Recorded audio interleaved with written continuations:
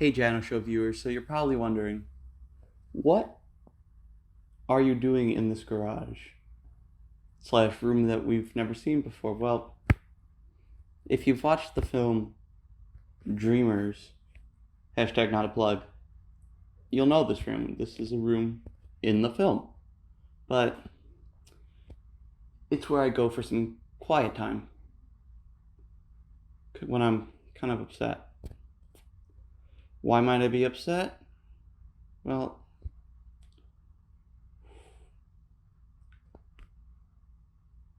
it's complicated. Let's just say that things on the Janoshow this week were a bit different.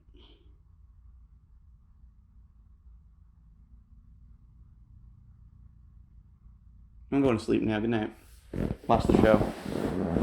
Stay tuned. Oh, that's bright.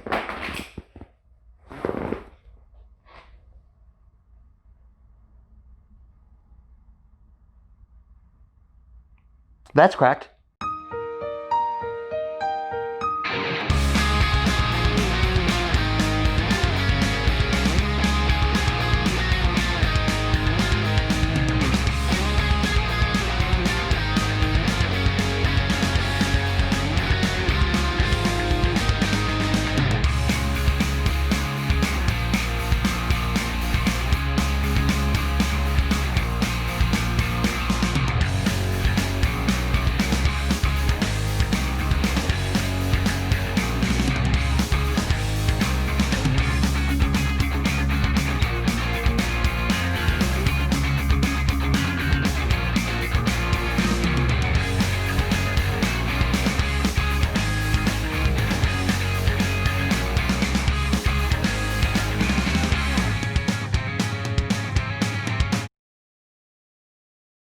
Hey everyone, staying safe I hope you are.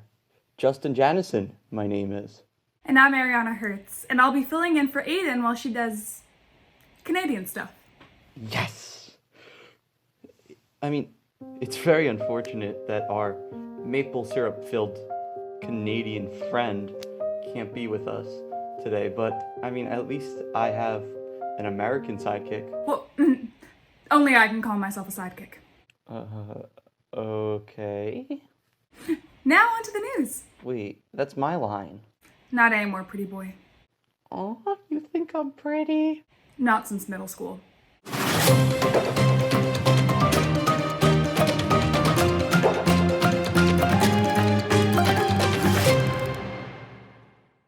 Our top story tonight, former Disney Channel star and professional boxer Jake Paul, aka not the Suicide Forest one, was charged with trespassing during the looting in Arizona. Now, you're probably asking yourself, why would a rich white YouTuber need to loot?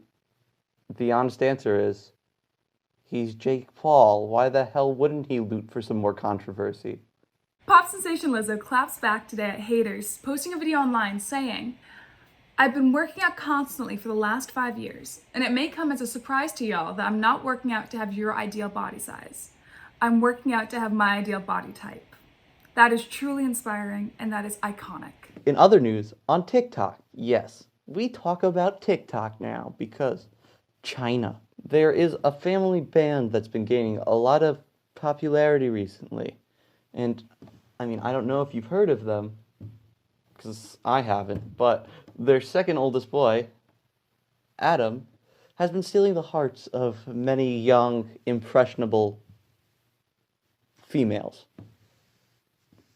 Now, people on TikTok claim that he's the only normal member of the family and must be saved. In fact, the hashtag SaveAdam2020 has been trending recently. And I personally don't see what all the hype's about, other than he looks like the Onceler from the Lorax. I guess they just need to get it. Anyway, NASCAR has now banned the Confederate flag in use of any of their events. They made this decision claiming that it was to create a welcoming environment for the patrons and families who attend. My only question is, why did it take so long? You know, NASCAR drivers and I have a lot in common. Why? Because you're both reckless and terrible drivers? You're a bully. No, anyway, the unemployment rate has been declining as 2 million people have returned back to work. It was reported to be 20% in May, but when June rolled around, the amount of jobless people fell to about 16%. Now, this gives me a lot of hope for the future, because pretty soon, I may not have to be sitting on my butt all day eating DiGiorno's and editing videos. Now I could be sitting on my legs all day eating DiGiorno's and editing videos. This actually doesn't really change much for me. That's very sad.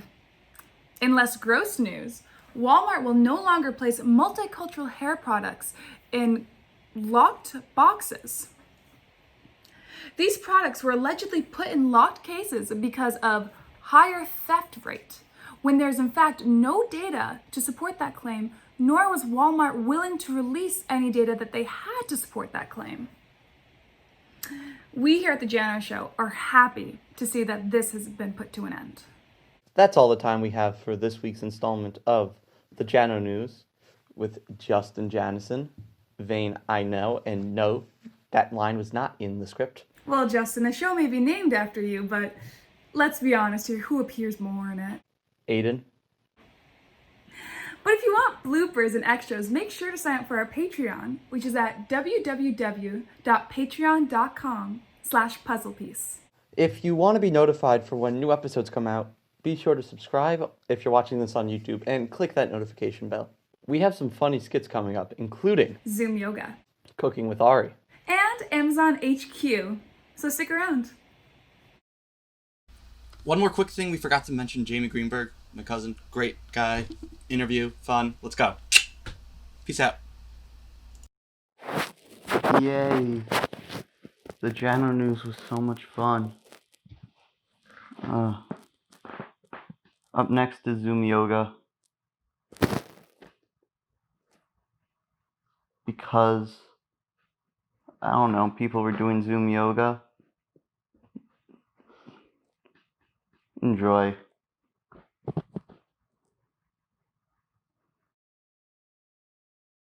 Hello everybody. Welcome to today's yoga session. I want to thank you all for taking the time out of your day, taking the time out of your Netflix binges. I know we're all excited to get today's class started, but first we have a new student. Oh, hello everybody, my name's Pedro, and I just want to get flexible. Hey everyone, I am Nina. I am a competitive dancer from Canada. I'm pretty much here taking this class, just as a form of a warm-up. So, I think you could gather that in terms of flexibility, I'm pretty great. Hi everybody! Hi Jerry. I live on Long Island. I'm so excited. Oh, thank you so much. How did you know me? I just found you on Instagram. Oh.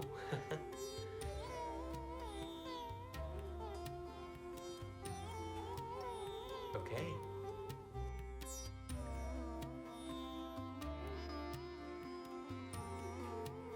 All right. Shall we begin? First, would everybody come to an easy standing position? Oh, Jackie, we're seeing some pictures that are not really PG. So can you cover up maybe? It's okay, you'll only really see my top half. All right. Then class, let's start in the child's pose position.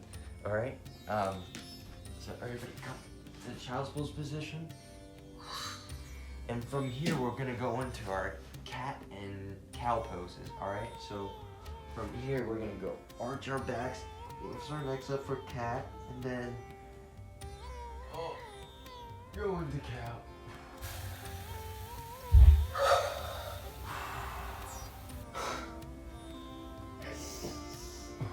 Alright everyone, from here we're gonna go push onto downward dog, and we're gonna stay there for a couple breaths. Come on.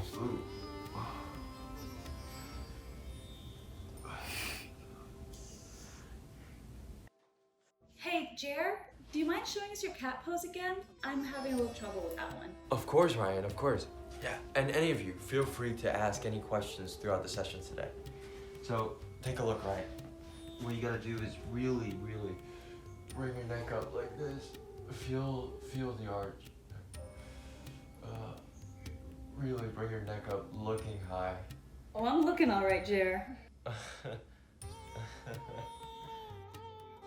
Alright, everyone. From here, we're gonna go push onto downward dog, and we're gonna stay there for a couple breaths. Ooh.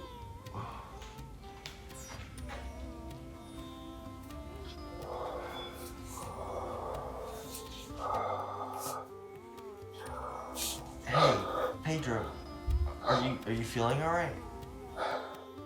Yes. Just give me a second. Oh, God. Okay. Alright, class, once we're all in the downward dog position, we're going to cycle through a vinyasa. Do this at your own pace. This may be harder for some.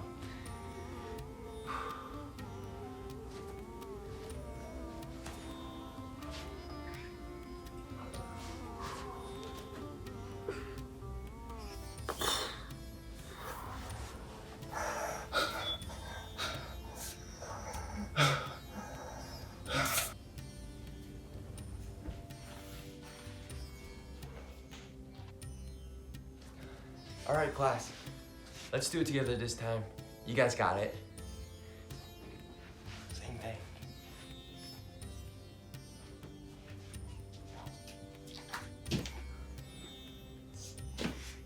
That's good, Lena. That's nice, Ryan. Thanks, Jer. Hey, Jackie. Try taking your knees off the floor and challenge yourself. Yes, that's it, Pedro. Keep going, keep going. Yes, that's it, Pedro. Okay, good, Pedro, good. All right. All right, guys, so we're finishing up in the downward dog position. From here, we're going to walk or hop to the front of our mats. And then we're gonna slowly build up.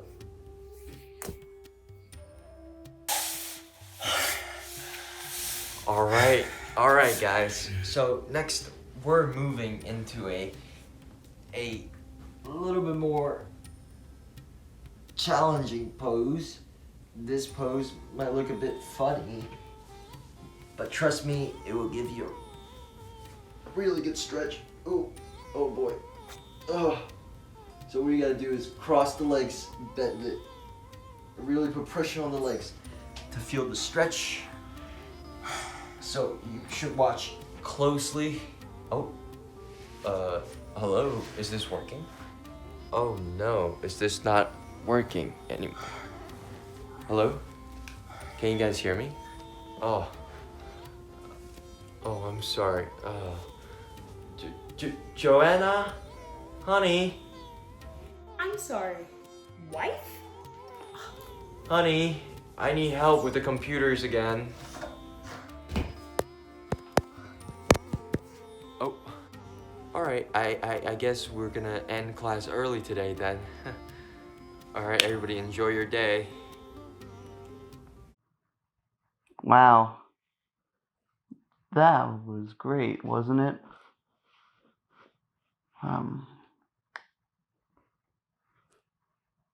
I think I forgot to turn the stove off. And I'll smell it if it starts to burn down the house. But up next, we have... What do we have? Cooking with Arri, which was supposed to be in the very first episode of the show, but got bumped to this week, so enjoy.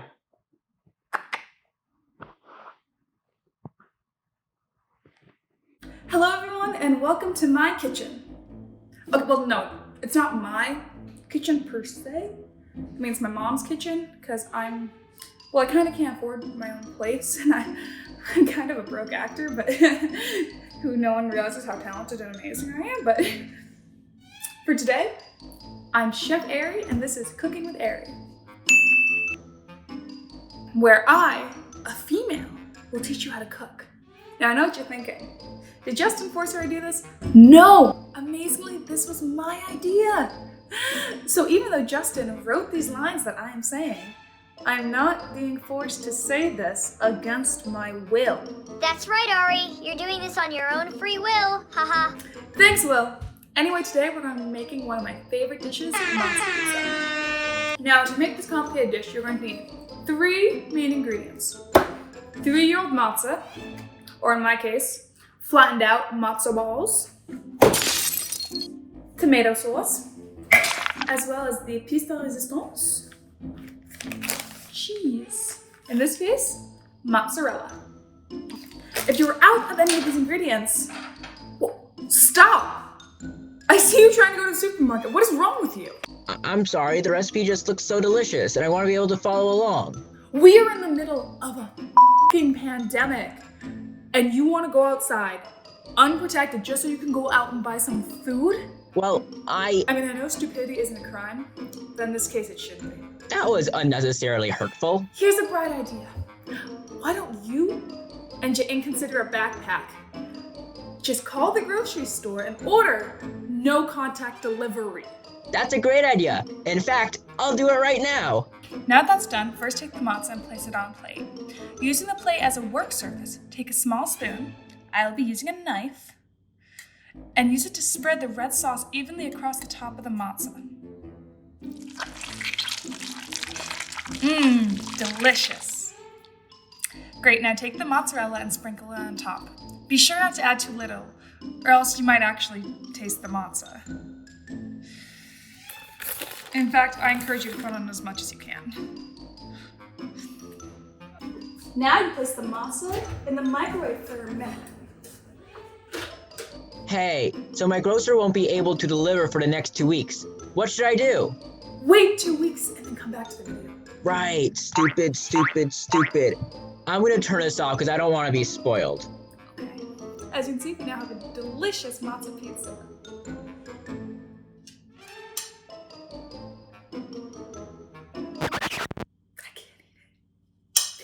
I really can't.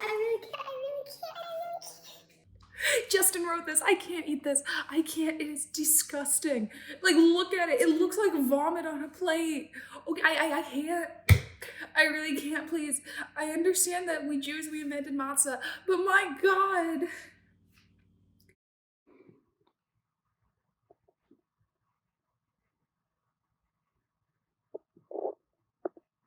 Finally, our last sketch before the amazing interview. Well, I helped write this one with Maisy, and it's essentially Amazon during the quarantine. So, because let's face it, we're all buying stuff on Amazon, and it's not coming in that 1-day Prime shipping. So, enjoy.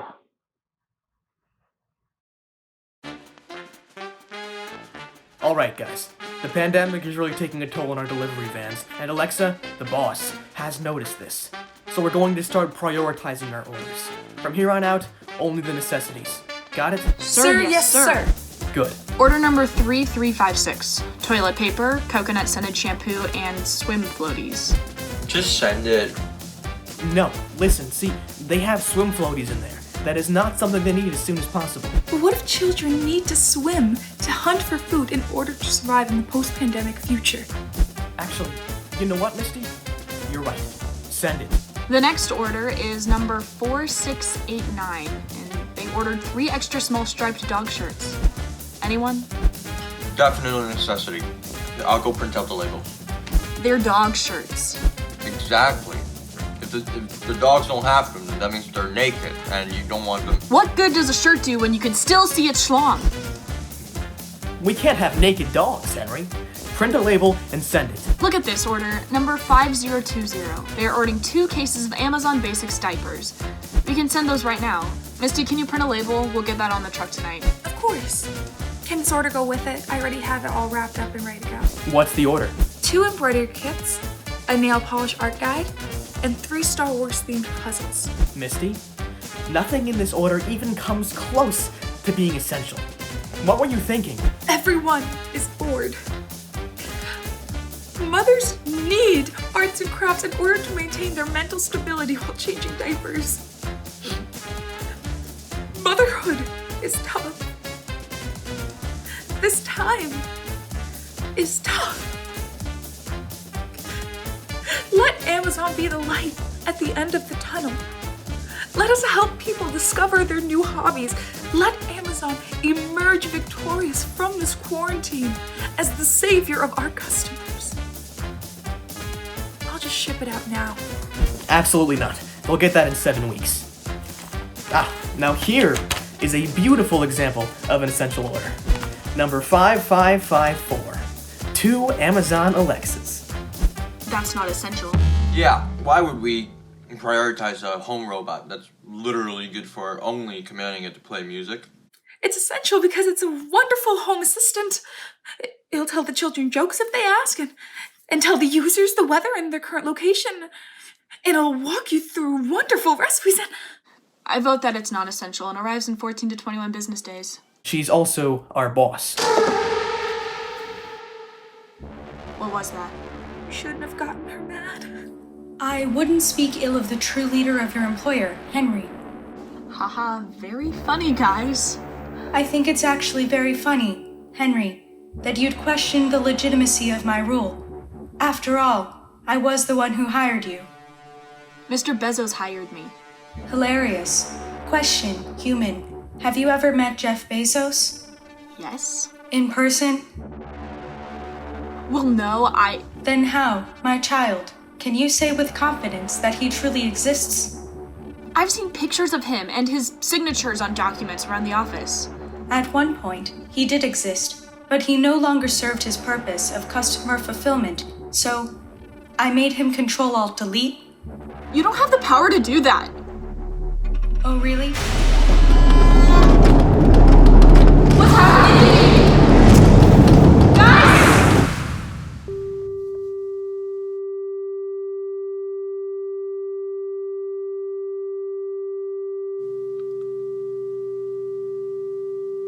All's well that ends well. Tony, you're fired. What? Why? Because you ate my Amazon Basics macaroni and imitation cheese product out of the fridge without my permission. Hi, I'm Alexa. How can I assist you? I hope you liked that skit that I wrote.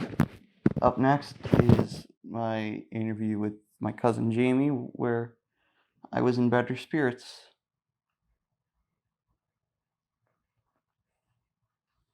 Would you like to just introduce yourself for the people watching? Sure. My name is Jamie Greenberg, and I'm a writer-director, sometimes actor. Where I've worked in TV, independent film, live comedy, a whole bunch of different things. Would you just like to talk about how you got started? When I was at university, I was very, very involved in the improv and sketch comedy group there. And that sort of set me on the path for performing and writing comedy because, as I say, it was both improv and sketch comedy. So there was a fair amount of writing. And when I graduated, a buddy of mine somehow got a job as the head of research for a comedy game show.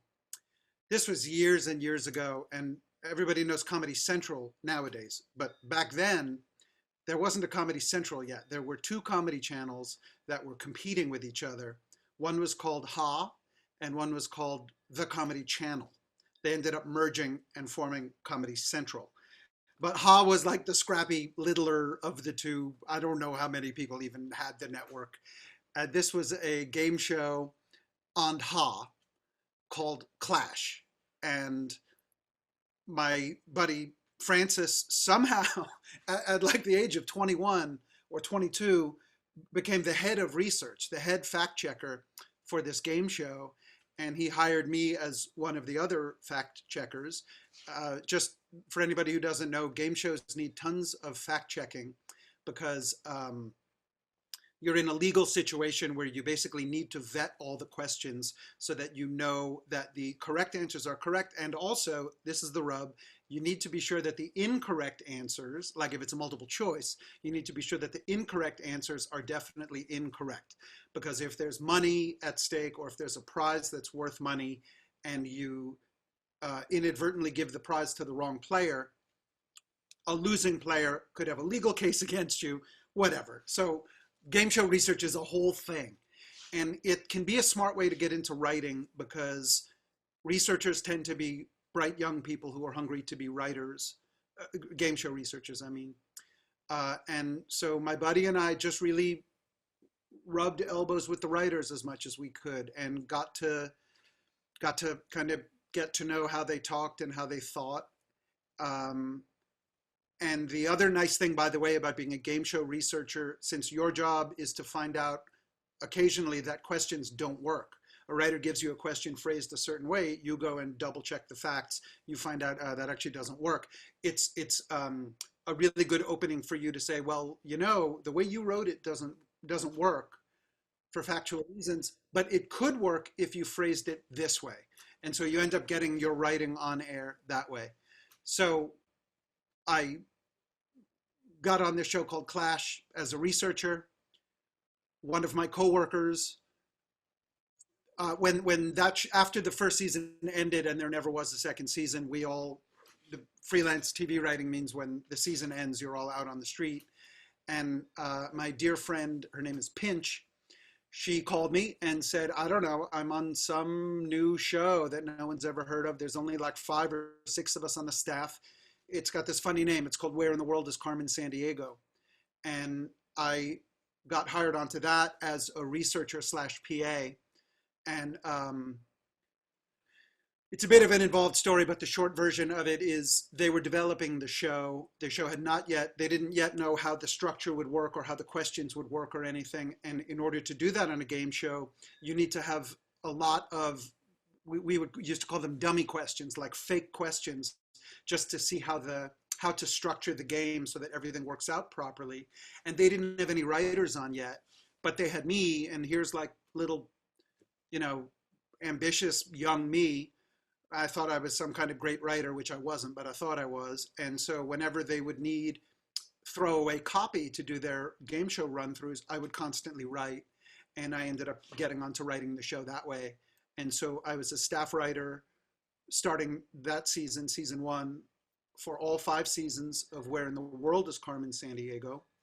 And then for anybody who doesn't know, that was an educational geography, educational kids geography game show on PBS. And then they spun it off into a history show, which instead of Where in the World is Carmen Sandiego was Where in Time is Carmen Sandiego. And I got to create that. Another writer and I co-created that, and I got to act on it. I played 2 of the bad guys, and it was just a lot of fun. And so then I was a TV writer and sometimes producer or actor for many years. I did a lot of work at MTV, Comedy Central. And then I got a little disillusioned with it, and I decided to try to figure out how to make movies, which I really knew nothing about. And I made a few short films, little like no budget independent shorts. And then I made my first feature. And then I made my second feature. And that brings us up to a few years ago. And now I'm writing my next project. And I just want to go back to Where in the World is Carmen Sandiego for a second. Because the Soviet Union fell during that, right? Let me think. The Soviet Union fell just before it. Just before it? But were there any episodes that you guys had taped that like did you have to go back because they're kind of a bunch of new countries? I people always ask me, how come that beloved kid show didn't live on in reruns the way the kids shows from my youth did, like Sesame Street, Electric Company, Zoom. Those shows were on for like 20, 30, Sesame Street for decades and decades. And I don't know this officially. I have a feeling the reason Carmen Sandiego didn't keep getting rerun and rerun was that the geographical information was no longer accurate. I will tell you that it had a disclaimer, probably for legal reasons, that was said something like all geographical information was accurate at the time of production. And I think on Where in Time is Carmen Sandiego, which was a history show, I think we had a similar disclaimer, like all historical information was true as of the time of production, which is bonkers, of course, because if it's historical information, if it's true once, it's always going to be true. I just like how Orwellian that is, that they're basically saying we may change history, but as of now, this is how history went. You've worked as pretty much almost every single job you could possibly have on a set. Producer, actor, director, writer. What do you think is the best part of each of those positions? Or is that too broad of a question? It's a very broad question. I'll tell you, as a writer, when I was a writer starting out in television, it was really, really thrilling to see the actors say my words, or in game shows, even to ask my questions. You know, like I said, on that first game show where I wasn't a writer, I was a researcher PA, really, that show Clash. Occasionally, I would get a question into the show, as I said, because a writer would hand me a question to research. I would find out that he or she had maybe misunderstood or misphrased a fact, and so the question as written was not viable. And so I would say, but here's a different way to write it, and you could use this. And sometimes the head writer would accept it, and sometimes not. But when they would ask my question, when I would see that being taped, or later on Carmen Sandiego, that was thrilling. Carmen Sandiego, for anyone who hasn't seen it, is, like I said, it's a children's educational show. It's very, very silly. It was full of crazy characters and stunts, and it was very colorful. It was like a live action cartoon. It's now a cartoon on Netflix. It is now an actual cartoon. Yes, it is. And I remember I wrote some gag that involved it was either a giant carrot or a giant toothbrush. I think it was a giant toothbrush. And it was like the host of the show was being chased by a toothbrush or something. But when you're doing that kind of writing, I think we used to have to write, our quota was to write 4 fully written questions a day. I don't know, something like that, maybe more. You write it, and then you kind of send it off, and then you move on to the next thing, and then you don't give it much thought. And another weird, interesting thing is that at least on game shows, you're probably writing it many months before taping. So there I am, like in the dead of winter, overworked in some little office, writing all this stuff, and you write it and you let go of it and you kind of forget about it. And in your mind, there's almost a dissonance. You almost forget that anybody will ever then have to then actually make it. So I remember occasions where I would be on the set and I'd be like, oh my God, there's that giant toothbrush that I wrote. Somebody went and fabricated a fiberglass, 6-foot toothbrush, and then they had to make the bristles that are this big, and so on. It's very heady. Like when you're right out of college or a year or two out of college, and you see that someone has gone and done all that, and it's on a set, and people are watching it. Very thrilling, very heady. I just want to talk about the History Channel thing for a second, because you got to touch the Bible. The Gutenberg Bible. Yeah. Yeah, I think that was officially the best job I've ever had in my life. Some years ago, 10 years ago, the History Channel wanted to do a series for history online, I guess they called it, which really was the History Channel online. And so they came up with a series called Object of the Week. And I somehow got to be the host of it. And so a producer and a camera crew and I would go to the Library of Congress The Library of Congress, despite its name, doesn't only have books. It also has like some of the most incredible treasures of our cultural human heritage. And the whole idea was to do a short web series about all these different objects, but the producer wanted it to be participatory.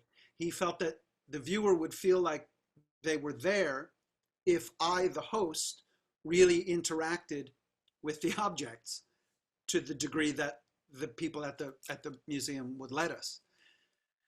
So they brought out the Gutenberg Bible, and I touched it. I touched a page of the Gutenberg Bible. They brought out the first telegram ever sent, the actual physical first telegram, which is encased in a block of like glass or lucite, and it says, "What hath God wrought?" And we looked at that. On the topic of Bibles, they actually also brought out Abraham Lincoln's personal Bible, which was the Bible that he swore his inauguration oath on.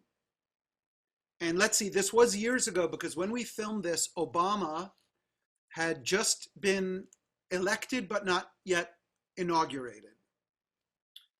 And the word at the Library of Congress was that that Bible, Abraham Lincoln's inauguration Bible, was maybe going to be the one that Obama swore his inauguration oath on, which at that time was like a month down the road or something. And I remember holding the Bible and thinking, what a procession, what a provenance. It's going to go from Abraham Lincoln to Jamie Greenberg to Barack Obama. And that is what happened, because Obama did use that Bible. Do you want to just talk a bit about Stags? Yeah, Stags was my first feature film. Feature meaning a full-length film. Generally, that's considered to be like 70 minutes or over. I had made a bunch of short films, and by the way, when I say made, that means I wrote them and directed them and edited them. So often people do one of those three slots or two of them, but some people do all, and I think more nowadays, more and more people, at least in the independent world, are doing all of them. So having done a number of short films, I felt, well, I guess I thought of it this way. I guess I thought, well, I've made a bunch of short films, and maybe my longest short film was about 30 minutes. And so if a feature film is going to be 90 minutes or 2 hours, then this will be 3 or 4 times as hard as making a short film, which is completely wrong. Because making a feature film is a completely different undertaking, and it's exponentially harder than making a short film. I'm sure everyone's mileage would vary, but for me, the really hard thing about making a feature is that you are always under the gun for time. And it's a very, very pressing, panicky thing. But that was an interesting film, because I've seen it multiple times. You got Neil deGrasse Tyson in the beginning, which was very cool. We did. That was a great score. He did us a great honor. We were very lucky to get him. He was delightful to work with. We got him through a connection because Robert Miller, the musician who scored the film, knows him because Robert Miller works at the planetarium at the Museum of Natural History in New York. Robert Miller let me get this right. Robert Miller does the music for the big space shows at the planetarium. Neil deGrasse Tyson runs the planetarium and provides the voiceover for those shows. Those two gentlemen got to know each other that way. And Robert Miller got me in touch with Neil, and after quite a number of approaches and a lot of concerted begging and trying to charm him and convince him, he finally said yes. Did you have to read the script first? He did. Well, no, as a matter of fact, no, the film itself, the entire film except for his introduction was already finished. 99% finished. I think the color correction still, maybe the music, we might have had, or still had some temporary music before we got our approved music. and maybe the color correction wasn't finalized, but to an outsider, essentially the movie was just about done. We made the movie hoping that we would be able to get somebody interesting and notable to do the introduction, but we didn't know who it would be. And so we were fortunately able to show Neil the whole film. And then, of course, I had to show him the script that I wrote for his actual introduction. The introduction's very playful. He acts, first of all, like it's an actual movie from 1938, which I was delighted that he was willing to go along with that little fiction. And he talks about the movie is about time travel. The movie is a 1938 movie about sending someone from their present of 1938, 80 years into the distant future to the year 2018 AD. So what do 1938 filmmakers think 2018 would be like? What's their very 30s imagination of our own time? And then the movie goes from there and hopefully has some fun with that. So Neil, of course, made me submit the script to his introduction ahead of time. And it was really interesting because whereas one might think that a celebrity who's just, spending an hour of his time to do this as this basically as a little favor, you'd think that he would just give it a quick once over and make sure that there's nothing like inappropriate or bizarre in it, and then just say, yeah, fine, I'll say whatever you want. But he didn't. He really copy edited it very meticulously. And he and I went through like every word of it. And if there was something that he felt was phrased in a way that was redundant or inelegant phrasing, he called me on it. And it was a pleasure because it was like having a great copy editor work with you on your work. But for that film though, did you have a bigger budget than Stags, or was it about roughly the same, at least? It's about half the budget of Stags. I think that part of it is that I sort of somewhat learned what I was doing between Stags and Future 38.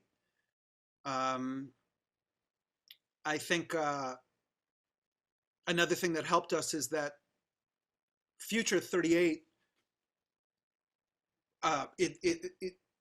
supposedly like I just said, you were supposedly watching a Hollywood movie from the late 30s. And this 30s movie probably was a kind of low budget movie. It feels like it was probably like a low budget science fiction movie from the golden age of Hollywood. So what does that mean? It means that the sets can look kind of artificial. And it means that the camera work can be a very late 30s style of camera work, which is, it's much more presentational. It's much closer to watching live drama, to watching a theater presentation. So that we didn't have to light as much, and the sets could be flatter. The sets didn't need to be three-dimensional as much as you might in a more modern style of production, because we didn't go over the shoulder as much as a modern production would, which sounds like a weird and arcane answer to your question, which was a very straightforward question. But shooting in the 1930s movie style meant that we could work in a quicker way and in a cheaper way than shooting in a modern, full-fledged, fully budgeted Hollywood style. And I think, also, by the way, we filmed it in half the time. We filmed Future 38 in 15 days of principal photography. Yeah, and we shot Stags in 30, which I now know for a low-budget indie is like an abundantly long shoot schedule. I didn't even realize that at the time.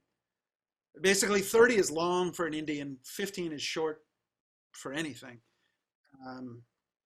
But yeah. You took it on the festival circuit with, so what was that experience like? I enjoy it. I mean, I'm gratified to say that audiences really, really liked it. The reviews were almost virtually, I say virtually, almost all wonderful, great reviews. Hollywood Reporter, I think called us mildly amusing. I'll never forget that. Mildly amusing, Hollywood Reporter. How do you think the industry has changed since you stepped in?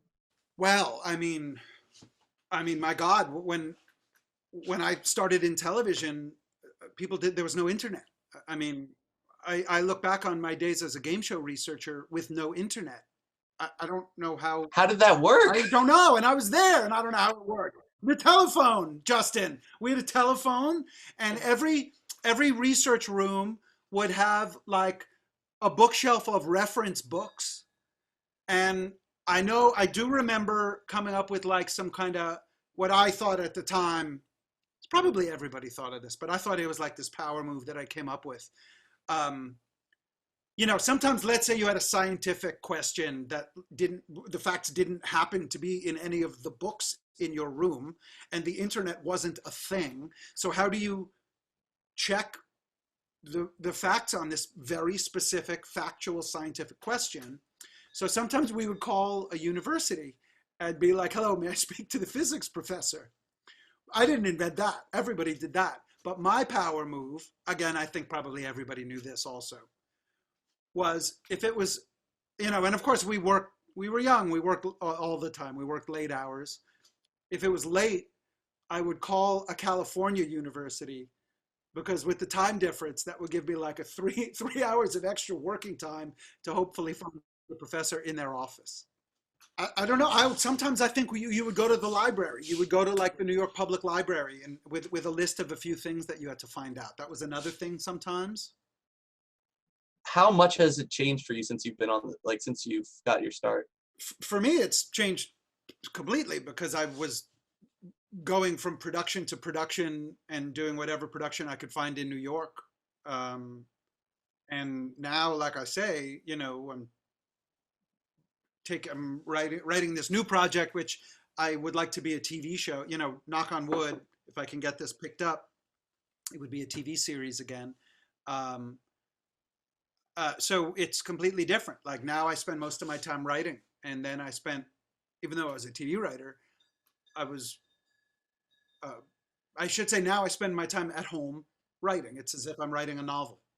And that's a very different day-to-day life than going into a TV production office or a production studio. My favorite was always the time on set. I was always just so excited to be on a TV set of any kind. I just felt like that was where the action was, And like I was starting to say before, it's a trade-off. I really miss those days, but it's also a blessing to be able to write what I want. So I don't really know what the answer is there.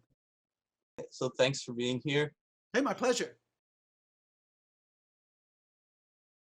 You've probably figured out by now why I'm so upset. Yes, that's right. It's because I was wearing a red shirt. Now, I don't know why I decided to do that, but just kind of regretting it.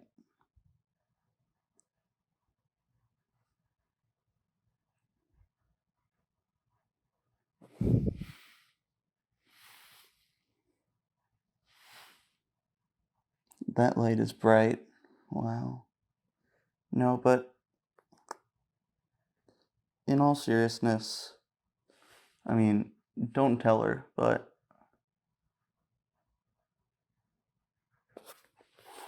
I mean, I don't know, I guess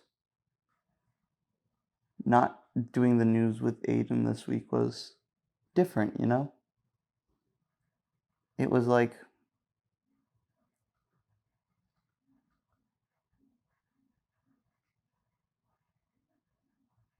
weird. Not that I miss her or anything, of course. She's a Canadian, and yeah, we don't like Canadians in this country.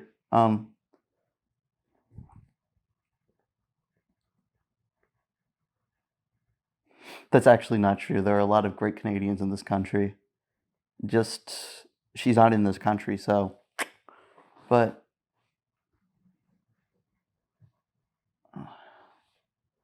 I don't know,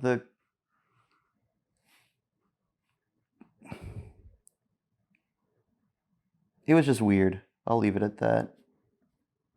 And yeah, I don't know. She usually keeps me from messing up that badly, let's put it like that. And it's nice sometimes. And I don't know.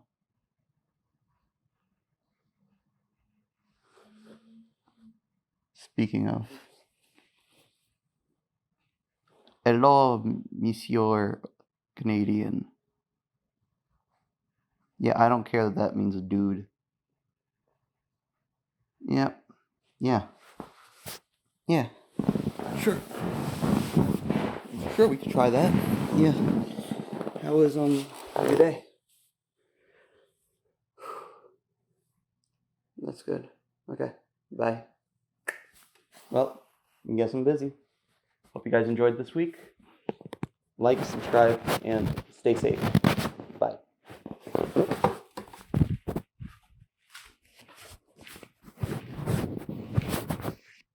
Yes!